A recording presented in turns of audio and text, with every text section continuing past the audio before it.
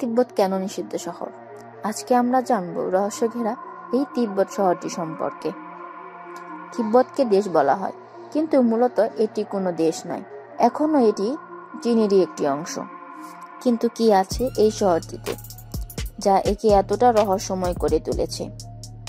তিব্বতের রাজধানী লাসাকে বলা হয় বিশ্বের নিষিদ্ধ নগরী, কিন্তু কেন? এই নিষিদ্ধের পিছনের রহস্য অনেকেরই অজানা।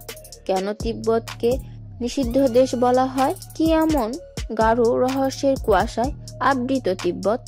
1912 সালে 13তম দালাই লামা কর্তৃক প্রতিষ্ঠিত একটি স্বশাসিত অঞ্চল তিব্বত। মধ্য এশিয়ায় অবস্থিত এই অঞ্চলটি তিব্বতীয় জনগোষ্ঠীর আবাসস্থল।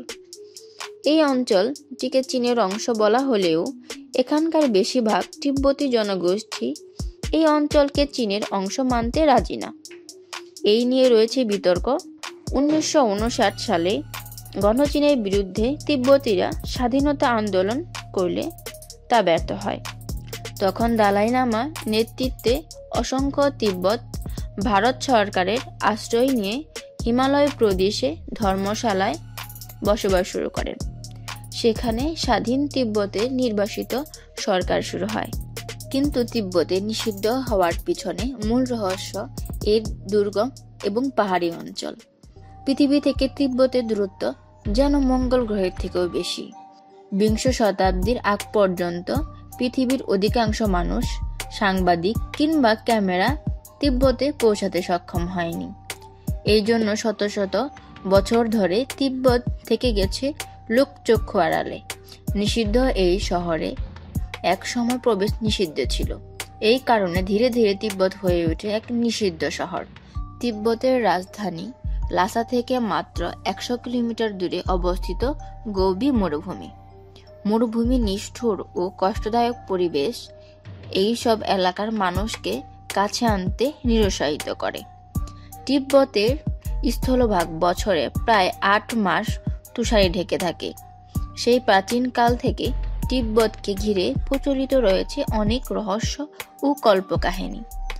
তিব্বতের রাজধানী লাসা বিশ্বব্যাপী নিষিদ্ধ নগরী হিসেবে পরিচিত ছিল সেই আগে থেকেই। তাই তিব্বতের রহস্যের পিছনে এর প্রকৃতি ও দুর্গম পরিবেশ অনেকটাই দায়ী। তিব্বতের বেশিরভাগ ভূভাগ সমুদ্রপৃষ্ঠ থেকে 16,000 বর্গ ফুটের উপরে অবস্থান হওয়ায় সেখানের বসবাস করা পৃথিবীর অন্যান্য স্থানের চেয়ে বেশি কষ্টকর। দেশটিতে বহির্বিশ্ব থেকে কারো প্রবেশ করার অনুমতি না থাকায় এই অঞ্চলটি দীর্ঘদিন ধরে সবার কাছে একটি রহস্যময় জগৎ হিসেবে পরিচিত ছিল। কি আছে লাসায় তা দেখার জন্য উদ্গ্রীব হয়ে থাকত সমগ্র বিশ্ব। লাসা জনগোষ্ঠী, শহর, বন্দর, অট্টালিকা সবকিছুই ছিল সবার কাছে একটি রহস্যে ঘেরা বিষয়। লাসা নগরীতে ছিল বিখ্যাত পুতালা নামক একটি প্রাসাদ।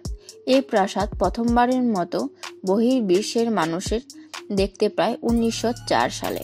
আমেরিকার বিখ্যাত ন্যাশনাল জিওগ্রাফি পত্রিকায় এই বিখ্যাত অট্টালিকার ছবি ছাপা হয় সেই সময়।